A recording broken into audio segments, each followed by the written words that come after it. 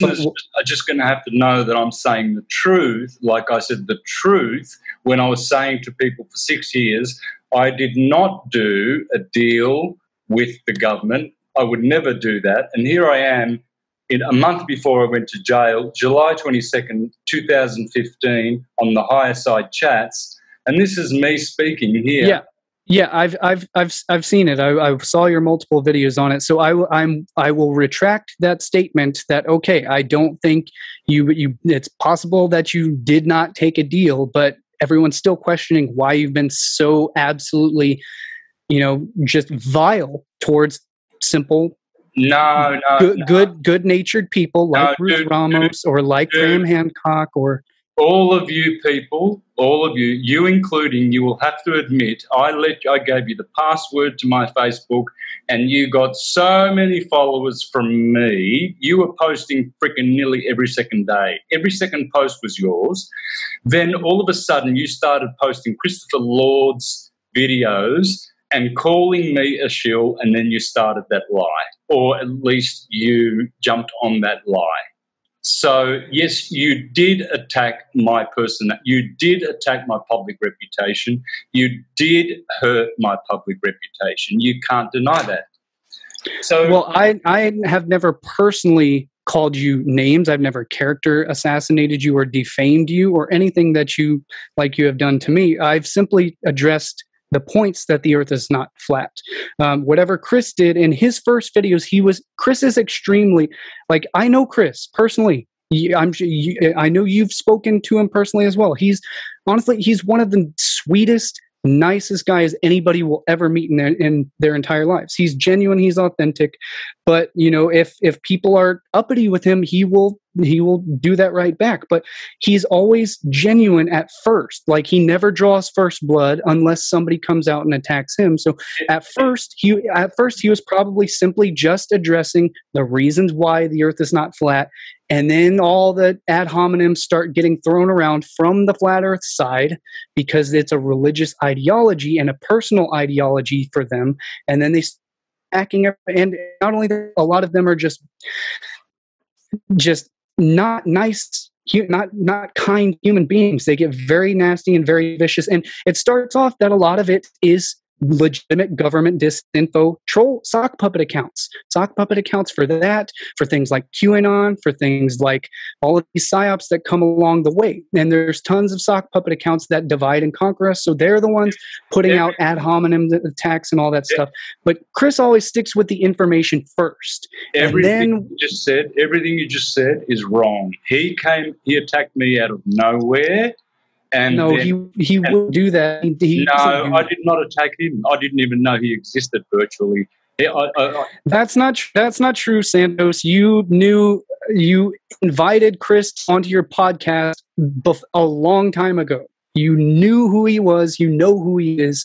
You enjoyed his work. We all did. His work is awesome. Everyone did not know him. Cullen, you said that he's nice until he's attacked. I never attacked him. He came out of nowhere with all these malicious videos. And then that's after you had already been on Facebook, and I sent him the post that you were making about him and us on Facebook, and he was simply doing videos about why the earth is not flat. Not personal videos until you started attacking him about his character and panty boys and pizza and naked boys and being gay and all of this stuff that you obsess over. And then Chris started addressing you directly after that. But the only thing is we never publicly defame you. We'll say things like, oh, this is dumb, or oh, this is stupid, or oh, you might be stupid, or oh, this and that. But we have never and will never say things like you have done a crime that we can't prove. And again, that's where I would say, it was speculation that none of us knew what happened to you in jail. What, did you get bribed, or what happened? Because that's kind of stuff is not out of the ordinary, and it's not an irrational thing to consider, because that happens. People take deals from the government in order to push disinformation, campaigns, and to divide and conquer the truth movement. It has happened countless times. It's been on the cover of Time magazine called the Useful Idiot, where they pay off, people to do all sorts of, it's happened before. So it's not out of reasoning to make those sort of speculative assumptions, or to simply ask the question. And I'm not the one who started that. Everyone else was also thinking the same thing. They were like, what happened in there? Did he, did they like put something in the food? And the food itself that they give you is shit. So that alone, and just the trauma and the stress of going to jail alone, is traumatic. I understand it creates a lot of trauma and can be very, traumatic. So we all understand that, and we all have sympathy for you for that. We all understand that. And we all feel bad that happened to you, and we all supported you before that. We all supported you. And then you stabbed me in the back. No, that's not what happened. I've got all the screenshots of the timeline of all of that. Do you have this? Do you have the screenshots and the evidence where I came out first and started attacking you with verbal insults and all of that? No, you don't, because I didn't do that. That's not what happened. What happened is we all simply started saying that the Earth's not flat. What has happened to you? Why are you so adamant about this flat Earth thing? What the hell has happened? This was at the very beginning of the flat Earth movement. Most people weren't even aware of it yet at that time.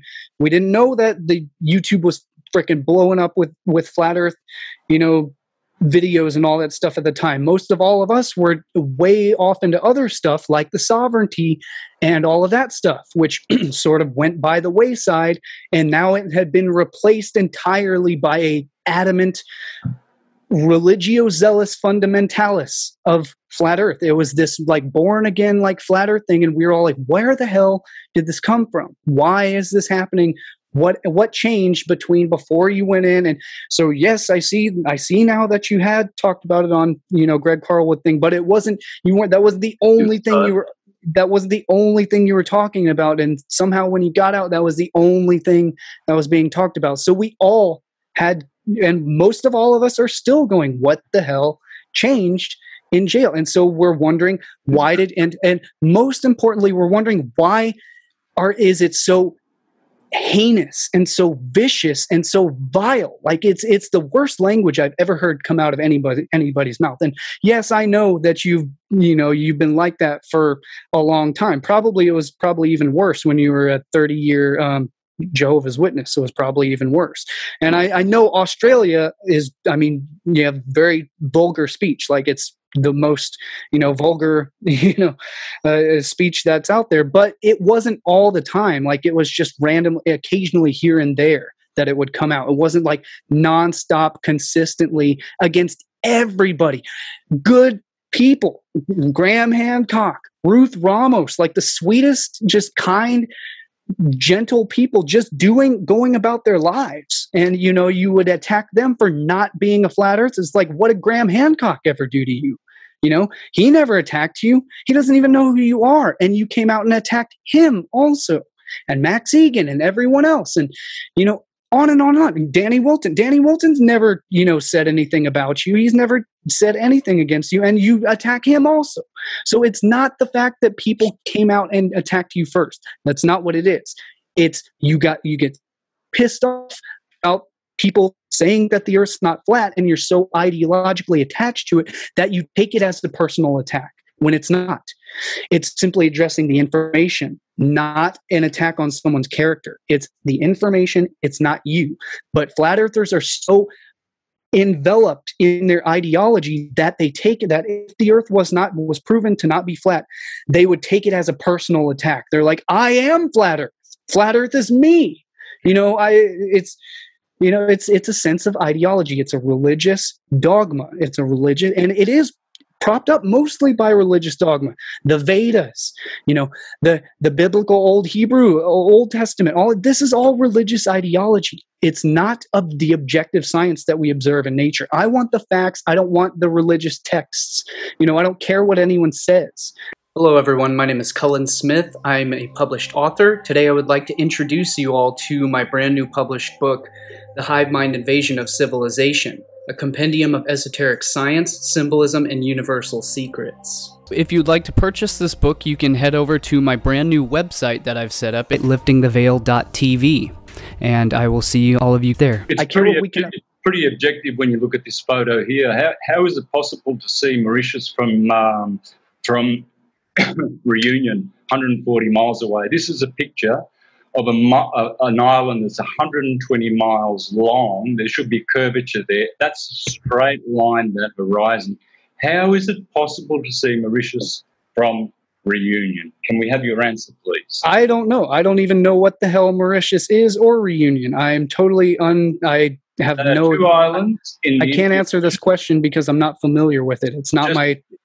Okay, so they're just off the coast of Madagascar. They're two French-speaking islands, and they are 150 or 140 miles away from each other, and they can see each other all the time. There should be 6,000 to 7,000 miles of drop, and yet you can see that island standing up to your eye level.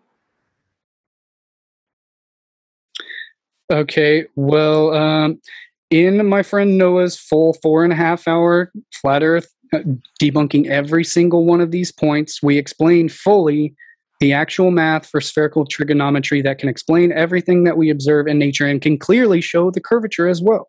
We can show. So let me see. There's no curvature here. There's none. It's. I guarantee you, it's just like every other point. You're simply just misunderstanding what it is and misrepresenting what it is that we're actually seeing there. You can't misrepresent what the camera gets. How can the sun? Have a look at this. There's your sun. Yeah, but you can misinterpret and misrepresent what the camera is picking up there. You know, because I know for a fact that you don't actually fully understand what it is that you're observing there. You're just trusting what somebody else has told you it is. Are you watching this sun in the clouds? No, not right now. I'm trying to look up the timestamp for where we actually address these points specifically in the video. Well, I hope my audience can see it, because there is the sun sitting just on top of the clouds. Okay, so you're saying that's the sun sitting on top of the clouds. Yeah, see, that's another effect that's not filmed with a solar filter. That's an effect that is caused. It's an optical illusion that is caused by any time an object, the brightness of the sun is so bright that it looks like objects are behind the sun or it's sitting on top of it. That's not the case. It is going down beneath the horizon, and that's the reflection of the sunlight off of the precipitation in the clouds. But the horizon is way, way behind it. You can see clearly the horizon's 1,000 miles. If they had filmed that with a solar filter, it would look entirely different. You would not see any clouds in that footage. You would see only the outline of the sun. You can see the horizon. Because way behind it. Okay. So let us return back to. I'll show you with your own eyes. Let me do a screen share of the solar filter so I can finish making this point about why it looks like the sun is beneath the clouds or going underneath the clouds and all that stuff. It's because it's not filmed with a solar filter. It's filmed with an iPhone camera from inside so let me screen share real quick. Share sound, share screen. So let me finish making this one point. I'll try not to take too much time on it because there's numerous other points that we can address. Because the light flare is obscuring the actual... What happened? All of that that lens flare, all of that overexposure, and it reveals just the actual silhouette. So this is the footage of if you're using a solar filter on a telescope. This is viewing the sun through a telescope with a solar filter. This telescope is a Coronado. This is Wolfie's footage on his channel, Wolfie 60. The actual size of the sun itself. So here is the footage from the telescope, and because it is a hydrogen alpha solar scope, it allows us to see surface detail and also the prominences. I had the camera taking one frame every 2 seconds, and I compiled the time lapse at 30 frames per second. So 1 minute of footage here represents 1 hour of real time.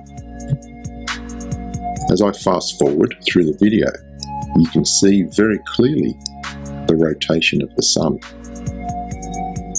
Looking at this feature here and a few spots up in this part of the sun, as I move back and forth, you can see the spherical nature of the sun and the fact that it is rotating. Yep, the sun rotates. Yeah, I know. That's not the main point that I wanted to show. What we are seeing, and that allows us to see the angle of the Earth at south 34 degrees latitude in Sydney as it would appear from the North Pole. When the sun sets, we can see the orientation of the Earth. So this is time-lapse we're seeing right here in this frame. This is time-lapse footage of the sun filmed through a telescope using a Coronado solar filter and a solar telescope. It's meant to film and photograph the sun.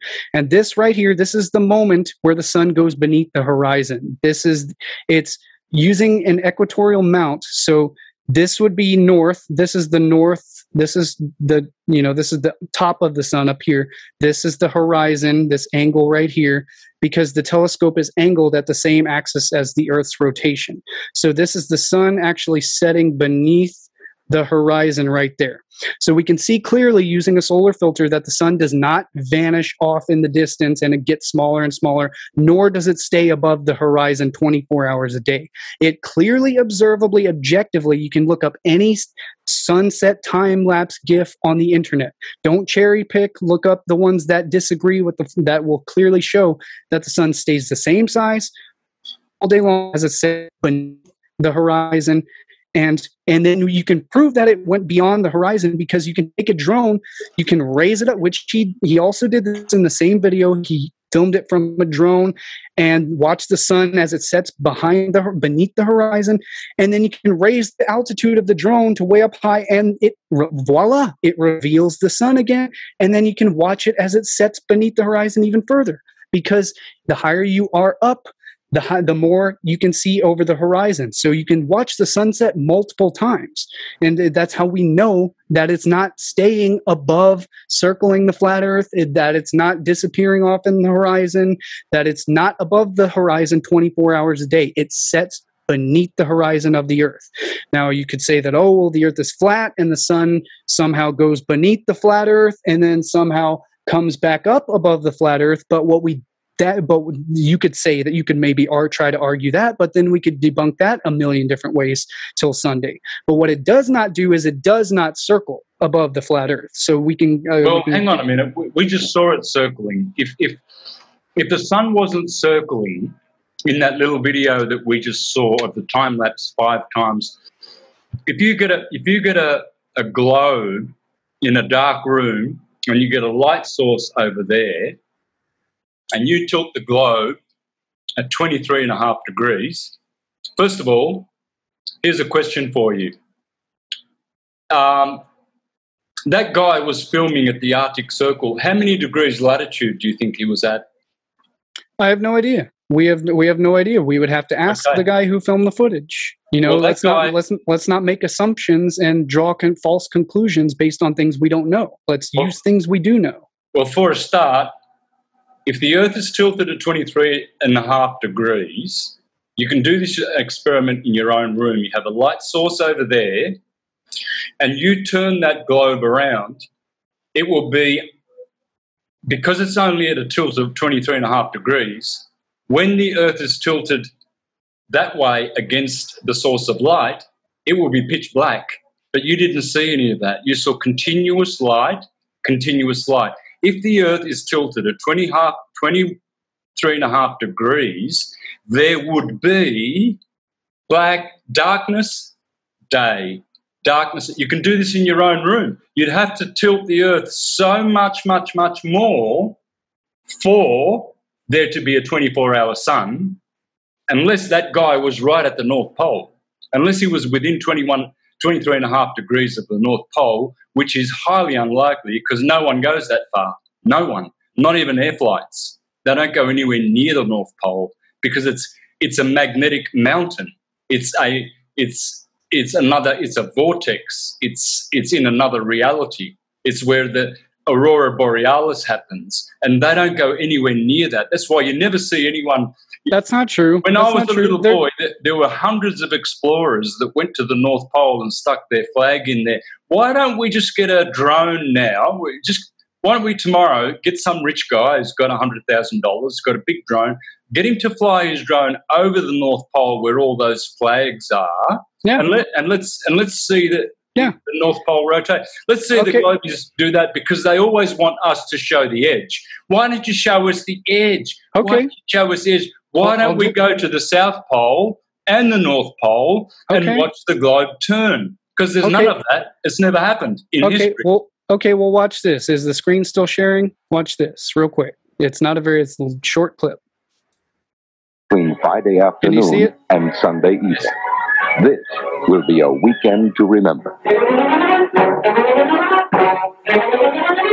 In 1970, I forget what year, 1970 something, Flight 50 was the first flight to circumnavigate the globe from over the North Pole, over the South Pole, and all the way back. Instead of circumnavigating the globe horizontally across the equator, it went above the North Pole and over the South Pole as well. And and by the way, and it's the only time in history that it's ever happened? No, that happens numerous times. There are still I think there's still commercial flights to this day. There's still commercial flights that go directly over the North Pole all the time. It's not as common going over the South Pole because it's extremely treacherous. Most flights, they usually don't want to go over huge bodies of water if they can avoid it. So they go other ways, but there are still flights that go over the South Pole. But there's flights... Do you know what Encyclopedia Britannica in 1958 said? They said they went to Antarctica and they went all the way around, and they found that the dome was 13,000 meters high at Antarctica. They call it the firmament, the dome, the vault. They said it is 13,000 miles high and they can't penetrate that dome. What? Encyclopedia Britannica. They must be so stupid about that. Not a very scientific book, is it? Well, you would have to show me. But first, I want to show you this clip right here. The first leg of the flight will take them on a north-northeast course over Oregon. If I could play this on like 2 times speed, I would, but I have to just play normal speed. And Western Canada, across the Arctic Circle, and over the North Pole. Then they'll head south, fly east of Greenland and Iceland, over the coast of Norway, and on to England. From London, Flight 50 heads almost due south, over France and the Mediterranean, across Algeria and the Sahara Desert, and then down the entire length of the African continent to the southern tip, and Cape Town, South Africa. The flight will take 11 hours and 6 minutes, one of 7 speed records set by Flight 50. Interesting leg of the trip, 7,550 miles across the South Atlantic and the frozen expanses of Antarctica, over the South Pole, then across the South Pacific to Auckland, New Zealand. It's the first time any plane has flown this route. Another first. The route for the final leg will be all over water. It will pass west of Tahiti, then cross the vast Central Pacific, fly east of the Hawaiian Islands, and finally land at San Francisco, completing its circle of the globe. And he covers. So there's the first commercial flight that took a full plane full of full passengers over the North Pole. Where's the North Pole? What I'm saying is, why don't we get Elon Musk, because his car can go anywhere, why don't we get it just to land on the North Pole, have 4 cameras there, 2 flat earthers and 2 globies, so that we can have fairness. We bring 4 people that are of different schools. We all go there with a helicopter to the North Pole, and we watch the North Pole and the South Pole do a turn in 24 hours. That would fix all of your problems. Well, yeah, straight away. But you never, ever do it. Ever. My friend, I talked to her about this because she dated Elon Musk there for a brief little period, and she's still on a text message basis with him. In fact, she accidentally drunk texted him while I was visiting her. So I tried to convince her. I was like, see if first of all, I was like, send him some of my information about my Inoculum of Truth COVID documentary, see what he has to say about any of that stuff. And then I was like, okay, well, if the Earth's flat, because she's a hardcore flat earther too, and we couldn't even talk about this because like if I tried to talk about this like I'm talking about it with you, like she would get so pissed at me. She would say, your tone of voice is violent. I'm like, I'm just trying to explain facts. It's not, facts aren't violent. But so anyways. Exactly. And I agree with her. It's all the globies who are vile and disgusting. I get death threats every day. I had a guy tell me when I was in Australia that he was going to come and visit me and rape me with my guitar because of flat earth. I had a guy in Oregon come to murder me because of flat earth.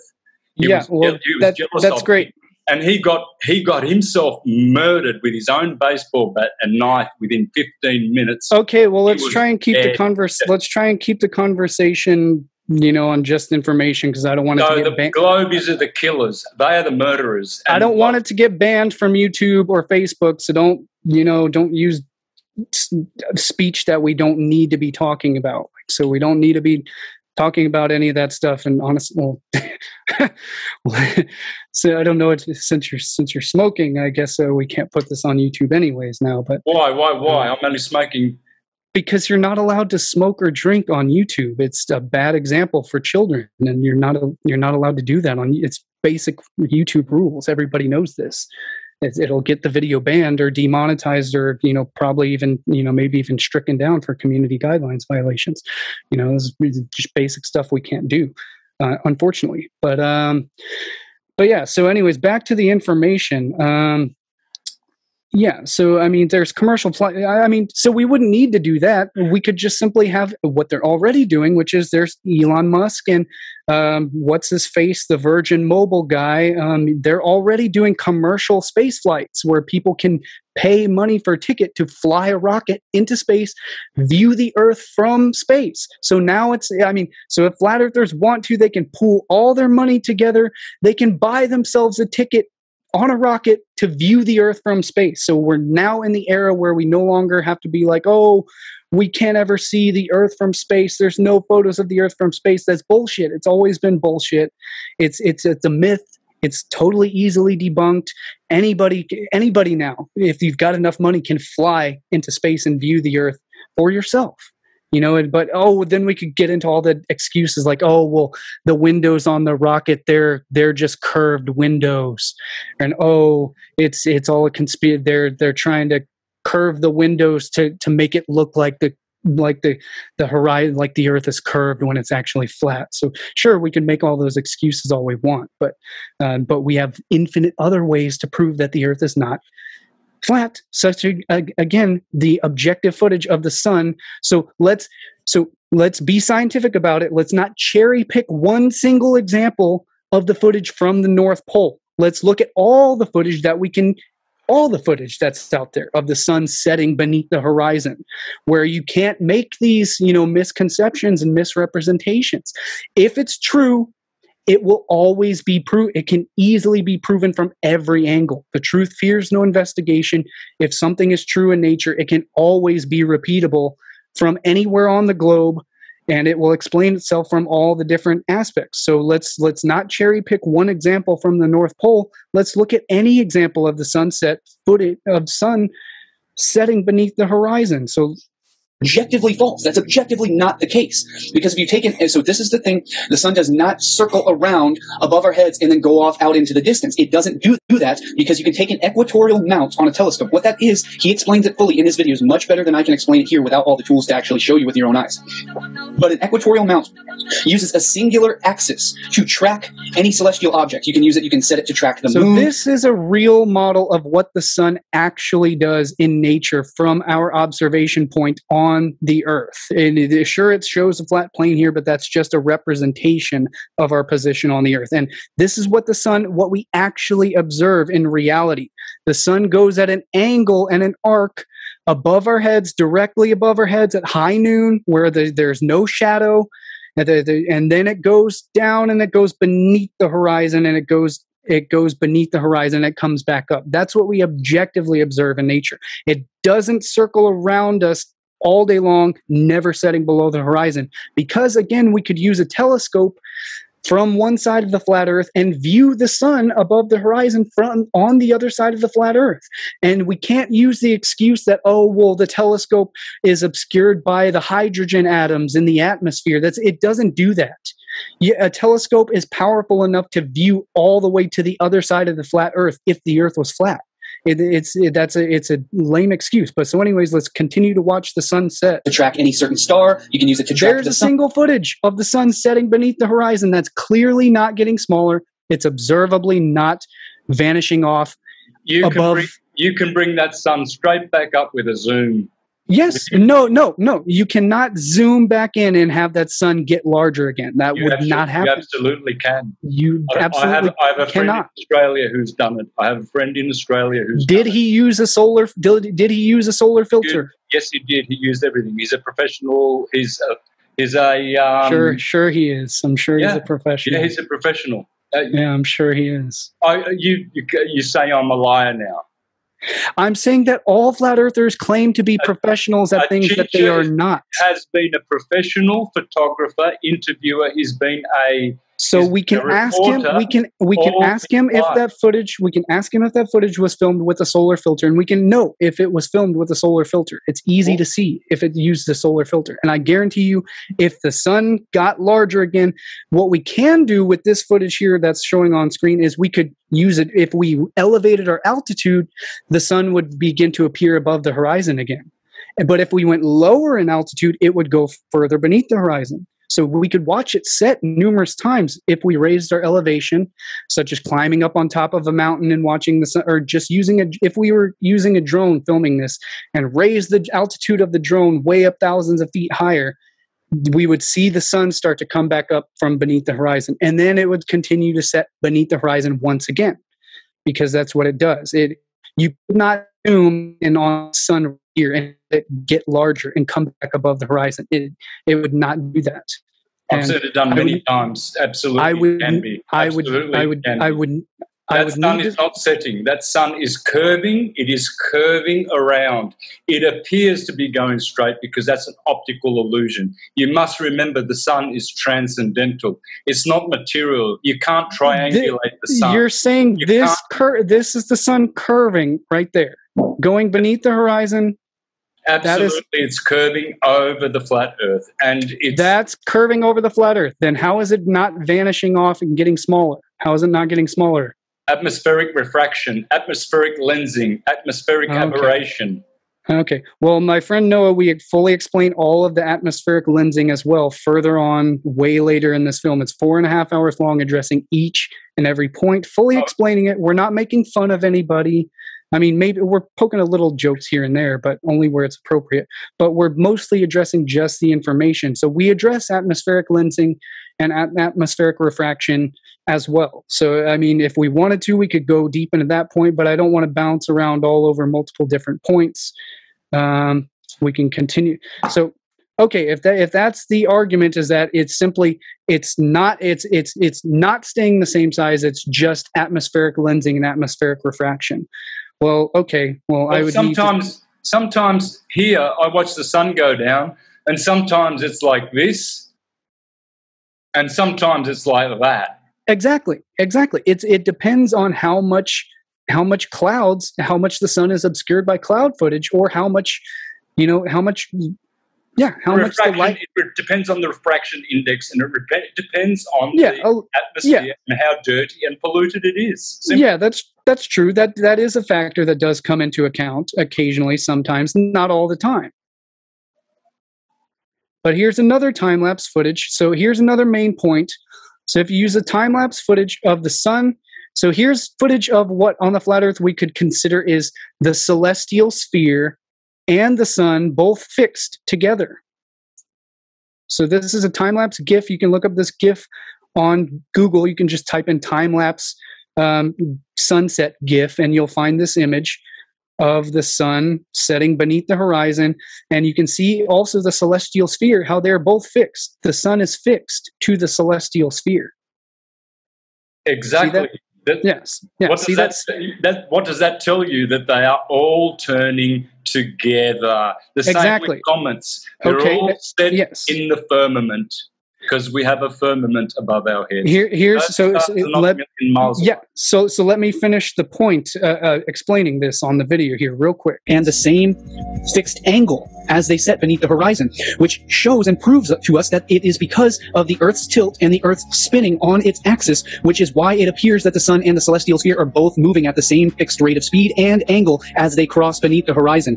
And we know this is because of the Earth's rotation, rather than in the flat Earth model. They think it's because the celestial sphere and the sun are both fixed, rotating above around the stationary flat Earth, which is not the case, because if that was so, then you would not see the angle of the celestial sphere and the sun going beneath the horizon at that angle, almost perpendicular to the horizon of the Earth. Instead, they would be rotating at a parallel angle above the horizon of the Earth, and so, which means the sun would never set, since it is fixed at the same speed as the celestial sphere, as we notice and observe with our eyes in reality. And so again, this angle of the celestial sphere, so you have it. If the sun was fixed to the celestial sphere, it would be going horizontally above the flat Earth. So the sun never sets above the flat Earth. It never goes beneath the horizon. So it would not be at a perpendicular angle to where we're standing on the Earth, the horizon. It would not be perpendicular and going beneath the horizon, as we clearly observe in all the footage of the sun setting beneath the horizon. It does not, the celestial sphere does not circle at a parallel angle to the flat Earth, to the horizon. Yeah, it doesn't do that. That's simply because of your perspective. That's a massive, massive perspective warp, and you should know that. You should know if you get a spoon and face it to you convexly, your image will be upright. If you turn it around concave, you're flipped upside down. We're talking about a concave, transcendental torus field that the sun is inside of. We're not talking about a mechanical clock here that is rigid or that is something that is tangible. The sun is not tangible, just like a rainbow. You'll see a rainbow, the guy next door can't see it, but it's because it's not tangible. The sun is just a condensed rainbow. And as it turns and it curves, that's where the vanishing point is. You cannot see past that vanishing point. It's just curving below because it's so far away, it seems to go down, but it does not. And all of the scriptures concur this. If you're not a scripture guy, that's great. Let's leave that for posterity, because I am. And I know that what is being taught today is pseudoscience, Copernican, New Age bullshit. I'm going with the ancients. I go with all the ancients. They were smart. They built Tartaria. The Jesuits destroyed it, and they created globalism because they knew, contrary to what you said before, they knew that there were going to be many voyages across the sea, and they knew that people were just going to work out that it's flat, so they had to start deluding the people. That's why it took them 200 years of opium wars with China to destroy and infiltrate their universities and destroy their square flat Earth model. So you're saying the Earth is square now? Well, they had a square version. Yes, there is a squareness. There are four corners within the roundness of the Earth. There is a fourness to it. There are four pillars, according to all the scriptures, even the Quran. Where are the pillars located? They are at the outer edges of the plane. That's why I'm thankful that you call it a planet, and not. I'm glad before that you said you called it a planet, not a globe, because planet simply means plane. So every time you use the word planet, know this. Plane of Eartha. Yeah, planet of Eartha, the planet of Inertia, which is the only place in which a torus field in matter can happen. On the plane of inertia. If you don't know that, you haven't been watching enough of Schallberger, Steinmetz, Ken Wheeler, and you don't know anything about magnetism. Except we can in a torus field, the only place where matter can happen is on the plane of inertia, which is the inertia Earth, planet of Earth. Yeah. Every single object in nature wholly spherical is not flat as a plane. There is no object in nature that is a flat plane except for like snowflakes. Everything else is a full spherical object, especially water, which is why one of the flat earthers' main arguments is, oh, well, water never curves, and it's ridiculous. How could water form a ball? How could a ball form that's the main thing that everything in space does, is it forms a perfect sphere. If with everything forms a sphere in nature, everything is spherical. And so we can have Ken Wheeler on here and we can ask him himself about electromagnetism and whether the earth is flat or not. Why don't we just ask him? Why don't we not reference him and instead just have him directly on and explain himself? Why don't we ask Steinmetz themselves? Why don't we read the writings of Tesla and see his journals about how the earth was spherical, how he knew the earth was a sphere and he measured it, and he was going to build his Tesla coils across the globe in his own drawings of spherical drawing. I mean, none of these people were flat earthers that you're referencing. You're misrepresenting. No, that's incorrect. Marconi, the inventor of the earth, of the radio, he said. Not talking about Marconi. I'm talking about Tesla. Tesla's journals. I've got it here in my documentary. I've looked up the exact time stamp. I'm not sure exactly where, but in fact, the modern electric universe theory stems mostly from the work of the famous Nikola Tesla, who built all of his ideas and inventions upon the knowledge that the Earth is a spinning ball. The Flat Earth crowd apparently decided that they could portray him as a champion of Flat Earth physics simply because he had criticized Einstein's theory of relativity. And to do this, they cherry-picked and quote-mined a handful of his words out of the countless statements where he refers to the Earth as a sphere. In fact, several of his patents and many of his most popular ideas require the Earth to be a globe. So using his work to support the Flat Earth theory is just plain ignorant. It's rather like a child who's playing with a tetherball. Tesla was so creative, he envisioned using his power transmitter to spank the ball, put a great big ball of electricity, by analogy, a pulse of electricity in the ionosphere, and it would very weakly distribute itself all the way around the world. And when it came around the other side, just at the right moment, he would spank it again with another pulse of electricity, and he'd keep doing this until the accumulated energy was so great that it would be a resource to be pulled back out of the sky by a proper antenna. Flat-tards were apparently so desperate to contest this point that one of them either altered or invented this quote attributed to Tesla to make it sound like he believed in a glass firmament over the Earth. The very last sentence here seems to be completely made up, because it doesn't fit in with the rest of the quote, and no one has been able to cite an actual source where Tesla said it. They did something similar with a quote that they attributed to Einstein, but actually came from Stuart Chase. And if you read the rest of the quote, you'll see that he was actually being a bit sarcastic, because all of these statements are false. Heavy bodies do not fall faster than light bodies, due to the laws of inertia. And boats made of iron obviously can float, due to the laws of buoyancy. What Einstein actually did say about common sense is that it's a collection of prejudices acquired by age 18. Both of these quotes are basically telling us that so-called common sense and our physical senses can sometimes lead us to the wrong conclusion. I'm sure Galileo would agree. The flat earth method of investigation, on the other hand, tells us to ignore logic and reason and to only trust our physical senses. Here's somewhere where Marconi and Pierluigi Gina have proven that the Earth is flat with their experiments. They've proven it. I've made a video on it. You can see my video with Pierluigi Gina on my YouTube channel, folks, where he proves that the Earth is stationary in his laboratory. Have a look at this sun. Can you see? Can you see this sun? How different is this to the sun you showed us before? Why is this sun different? What about it? Can you see the hydrogen being poured into it? You were showing pictures of the sun before. It looked rather CGI. This what looked 100% CGI. Now, if anything, that one looks CGI. This is actually real footage, dude. Okay, where is it from?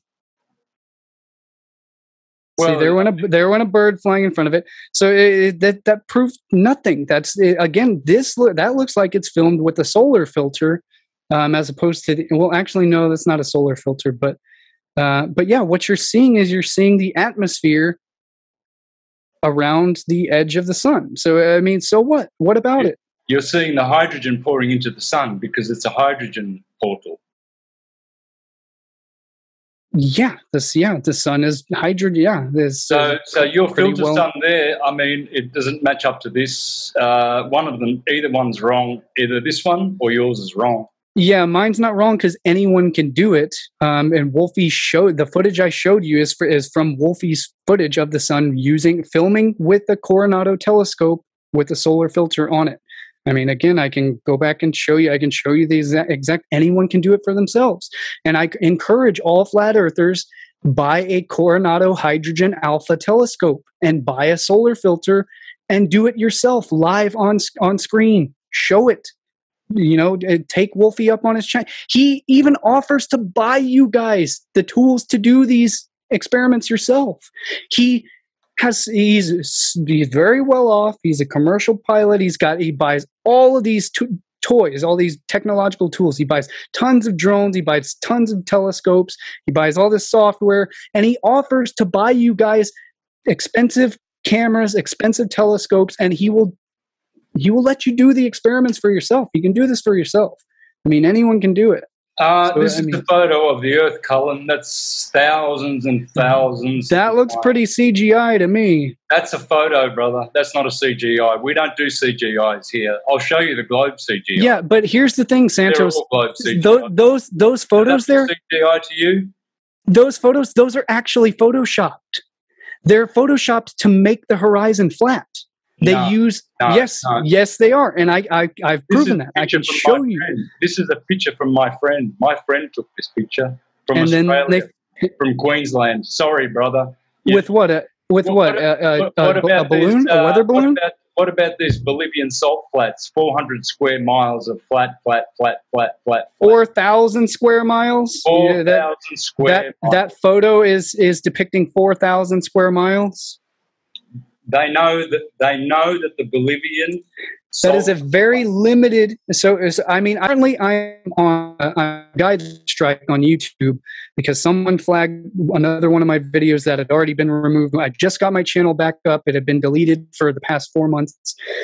So I won't be able to upload it until maybe sometime next week. And then I'm going to upload this full 4.5 hour flat earth video that goes through every single one of the points, and that's the video that I'm referencing here on showing you the points on the screen. Can you see those clouds hundreds of miles away? Can you see the gap in between them? Can you see how far that lake goes? 4,000 square miles. This is a fact that this lake is 4,000 miles square and it's 100% flat. They call it the mirror of the Earth. Impossible on a globe. Totally. It's not impossible. It's not impossible on a globe. See, the way we know this is called geodatic surveying.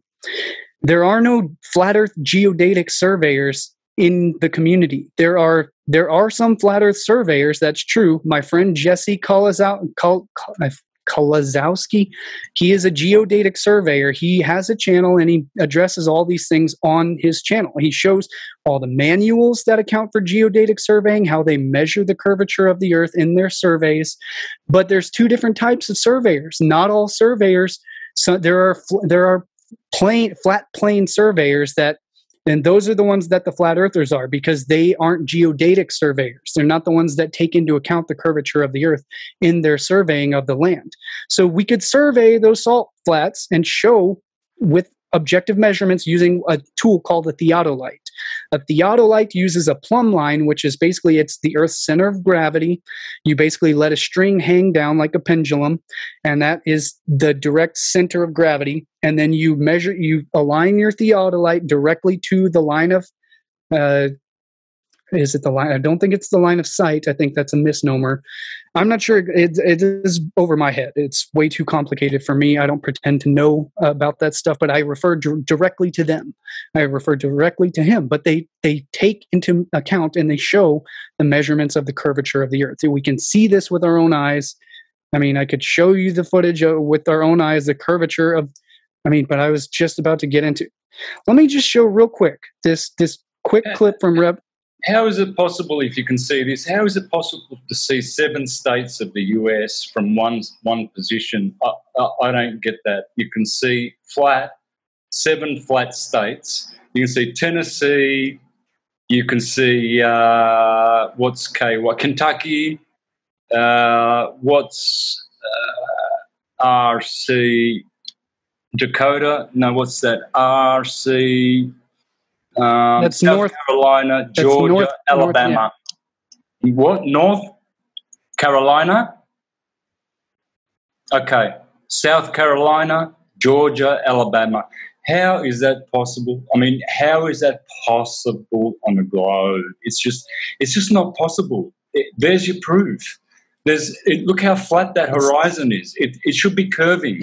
It should be curving horizontally. Okay, let me show you. Well, first, I want to show you this clip of the revelation of the pyramids about the ancients' knowledge in the great, encoded into the mathematics of the Great Pyramid, how they accounted directly for all the measurements of the Earth. So let me share. This clip is not very long. It's less than a minute long, I believe. It's very short. Dude, I used to read Peter Le Mesurier on the Great Pyramid and all of his ways of calculating that it was a symbol of the globe Earth. And Peter Le Mesurier is totally delusional. He makes me laugh. Yeah, well, there are ancient, such as Agatharchides, and who back in thousands of years ago, who knew the spherical measurements encoded in the Great Pyramid of Giza, as they documented in the Revelations of Agatharchides, thousands of years ago. This was far predating the Jesuit order, Pythagoras. It was even the Eratosthenes, or maybe it was after the Eratosthenes. But ancient Greeks knew about the spherical Earth because they got this information directly from the Egyptians themselves, who got it from the global civilization, who built all of these sacred sites all over the globe, and they aligned the sacred sites, aligned according to the spherical globe model. So let me share this real quick. Screen share. No, they actually didn't. But well, let me show you, and we can see the information, and then we'll comment on it. Let me change the playback speed to a little bit slower. Speed.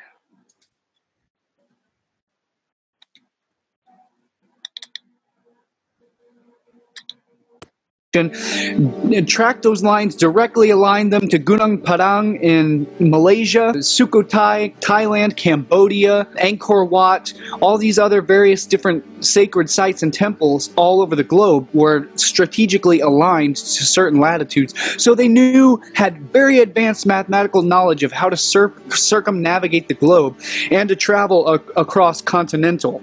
So there were a select few people who knew how to do that. And this was probably a much more advanced civilization, predating all of this cosmology that we're talking about in the stories of the primordial turtle, the cosmic turtle, and the flat earth and all of that stuff, because none of this was actually a flat earth cosmology. That is just very recent, in recent time. And between Mohenjo Daro and Easter Island.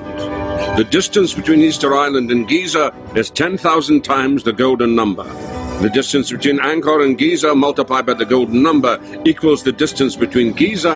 And so briefly, just to explain this is well documented in modern geodesy and in modern global flight plans. In the hand manuals, it's I forget, Noah talks about it later on, but I forget what it's called exactly. I think it's called a spherical triangle. I think that's what it's called in geometry and geodesy. It's a spherical triangle. That's how they measure different points on the globe, and that's how they measure their flight plans as well. But let's continue with Nazca. And the Giza-Nazca distance multiplied by the golden number equals the Nazca-Angkor distance.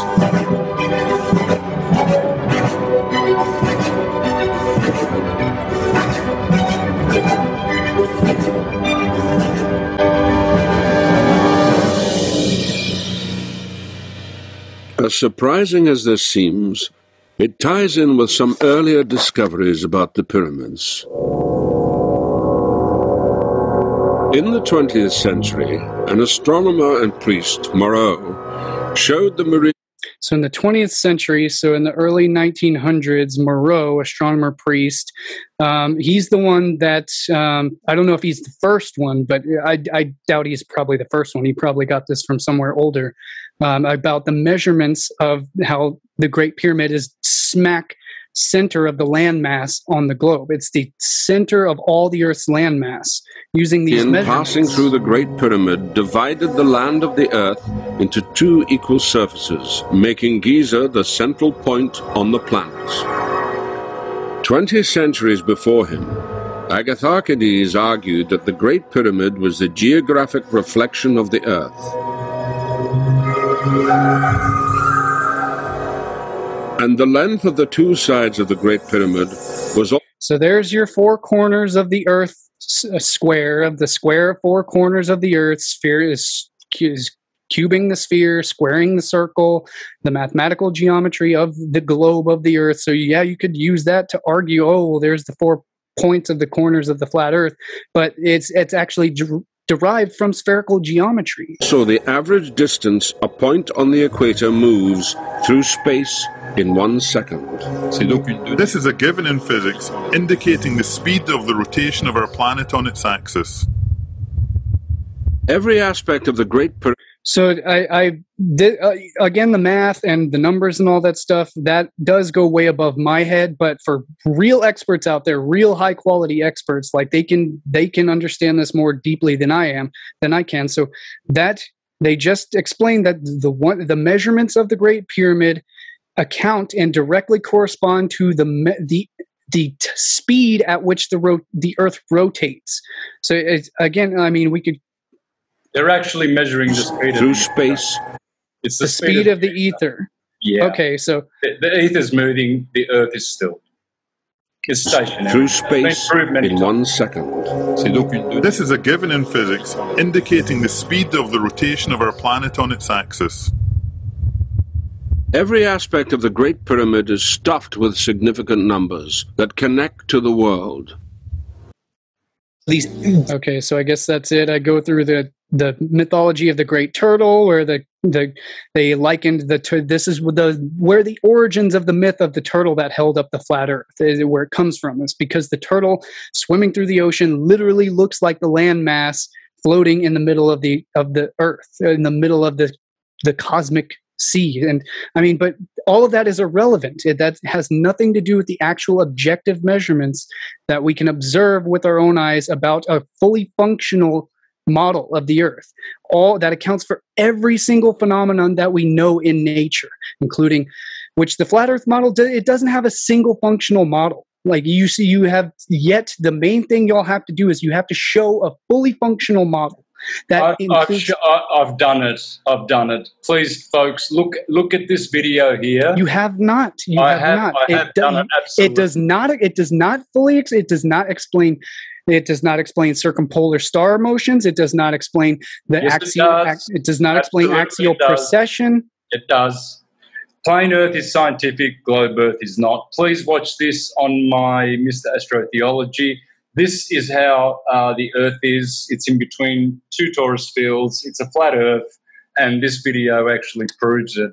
But I just want to show you something really, really funny. You guys think that the flat Earth was, turned up in 2014. In fact, comedians and famous people like Reggie Watts, they were making fun about this in 2000. This is 2012, but it was earlier than this that he gave a TED talk, and this is what he said. Of our non-understanding and our partial understanding to the networks of which we all draw our source and conclusions from. So, as I say before the last piece, feel not as though it is a sphere we live on, rather an infinite plane which has the illusion of leading yourself back to the point of origin.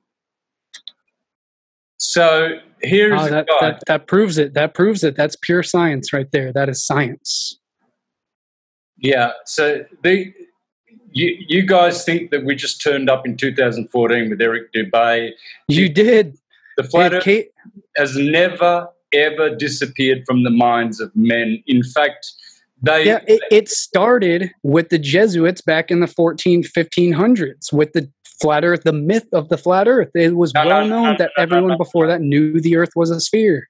No. Look, hang on a minute. Since at least the ancient Greeks, the Eratosthenes, we knew the Earth was a sphere, and we had advanced geometric mathematics to prove that. And all of the ancient sites, there was an amazing documentary. I can't remember the title of it. I think it was on Spark Channel. It was like something like that. Have a look at this. Pope Paul III Farnese, founder of the Jesuit. There it is. Alessandro Farnese. Pope Paul III, and here's Copernicus. Pope Paul was a significant patron of artists including Michelangelo, and it is to him that Nicholas Copernicus dedicated his heliocentric treatise. This is when the Copernican revolution began. It's all Jesuit. This proves that this Jesuit Pope who founded with Ignatius Loyola and the Borgia family, they funded Copernicus and just made the globe psyop. There it is right in Wikipedia. I mean, you don't have to do a lot of homework. It's right there. The globe is the Jesuit lie. Now, I'm going to leave. We're going to have to close off because we've done 2 hours. We can do another one another time. But sure, we can do this anytime, and that's what I've been trying to do for the whole past 6 years. Is we can do this anytime. Like, it doesn't have to be this freaking battle, and especially not public defamation. Like, this is all I've ever wanted to do, is simply actually show and discuss. And the more people we have like in these sessions, the better it is, because the more points and discourse there is to go back and forth, and the more we can discuss this stuff, which is all I've ever wanted to do. Like, I'm not sitting out here trying to attack anybody like everyone thinks that I have or anyone else has been. I don't do that.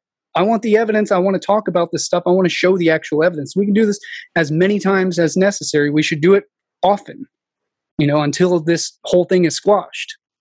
Look, I know a lot of people who have done quite the opposite to what you've said, Cullen. It's not me, and it's not anyone that I know. Well, you ridiculed me for many years. You let that lie go on and on and on and on, and I just disproved it, proving that I was a flat earther early 2015. I can prove it, and there's other videos that I've done which I'm uncovering to prove it. Yes. Okay. I will concede that point. That yes, I made a misperception, and I'm not the only one. Everyone else also thought that you were.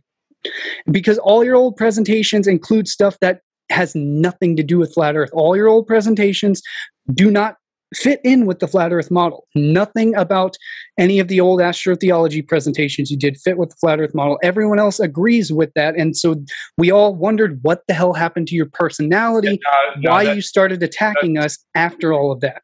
Totally and utterly wrong. Everything I've done stands up to the flat Earth. In fact, I was using the correct Ptolemaic. If you go to my very, very first presentation, go back to the 8th of August 2011, watch that, and you will see me using the flat Earth model, but using Copernican explanations to explain the flat Earth model. I was always using the flat Earth model from day go. So I'll leave you guys with this. Mirror why I'm a flat earther. 37 must-see experiments. Please watch this on Flat Earth Archive, and you can make one more comment before we dismiss the show. Cullen. Yeah, I don't have anything else to say. I don't. Well, have you got a video for someone to do some more homework? Because I just gave someone some homework to do. Yeah. There's a website that I would recommend called flatearth.t. Is it TS or TW? Flatearth.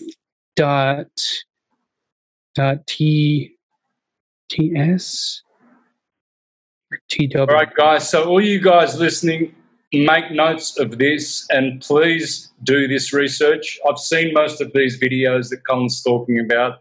I know how to explain them on the flat Earth model, and I do have a model. It's the Ptolemaic model. I've never ever departed from that model.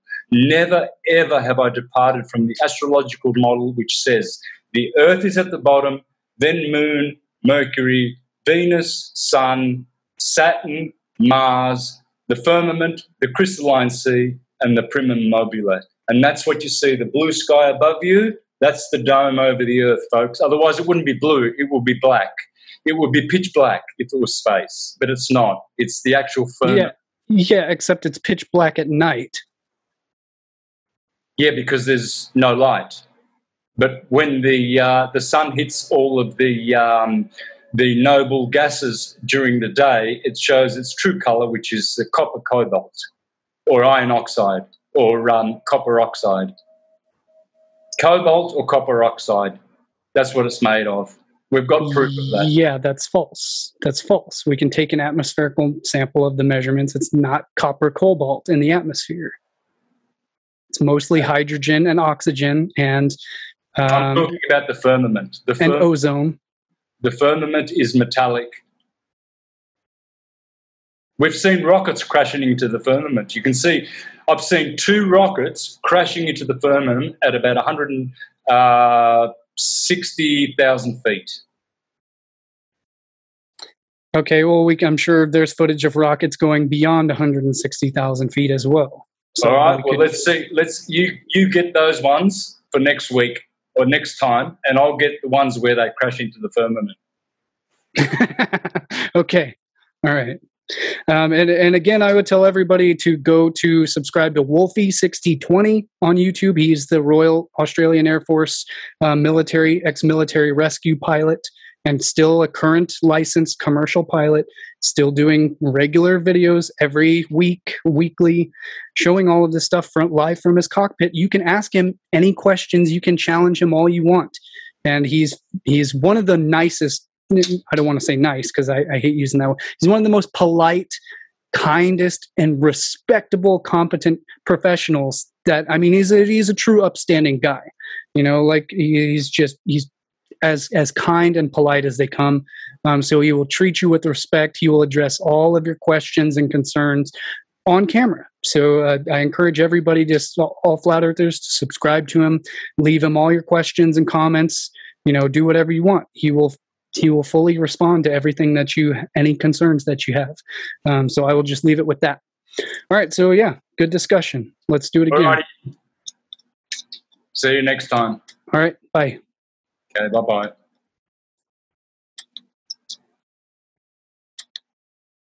If you'd like to purchase this book, you can head over to my brand new website that I've set up. It's still very bare bones. There's a lot of work I need to do on the site, but for now it's got the basic things that I need on there until I upload all of my content. You can sign up for the newsletter to receive email updates on all of my posts as I begin to populate the site with all of my archives of articles, books, videos, and films and courses and all of that good stuff. So you'll get notifications as I begin to populate the website with all of my content on it.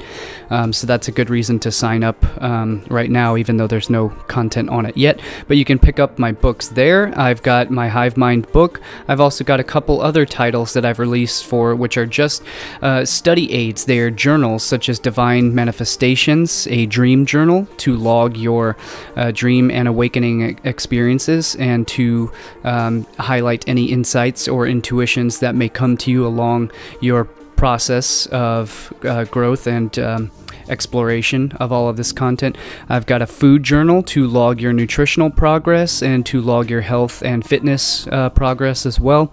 And I've got a 50 Days of Gratitude journal as well, and I will be releasing several more titles as well to help expand and explore your own creativity and things of that nature. So these make great gifts for any friends, beloved family, any loved ones. So these are great gifts that you can pick up and also support Lifting the Veil and the work that I do in the process. So feel free and head on over to my brand new website, liftingtheveil.tv. And I will see all of you there. All right, have a great day. Thank you. My name is Cullen Smith. This is Lifting the Veil. You can find all of my full books, presentations, videos, films, articles, posts at subscribestar.com/liftingtheveil. Patreon has suspended this work and my account and income stream for this content. So if you are a supporting patron, then please, I ask you to move your support over to subscribestar.com/liftingtheveil. And I have just established a completely free, uncensored, totally free speech social media platform that replaces Facebook, Twitter, YouTube, every other platform all in one on liftingtheveil.locals.com. You can download the Locals app and you can join our group and have totally free speech and totally uncensored, unrestricted content access. And there is also a ton of exclusive content, and I will leave the cited reference links in the description down below. So you can check that out for all of my full content, and I will see you guys in the next video. I rely solely on word of mouth, and the recommended algorithms are not recommending any of my videos or films anymore. My channel has literally been completely restricted, so I rely on your help by sharing my work around if you appreciate it, and leave me your comments. I definitely want to know what you have to share and what you have to think about all of this stuff, and I will see you in the next video.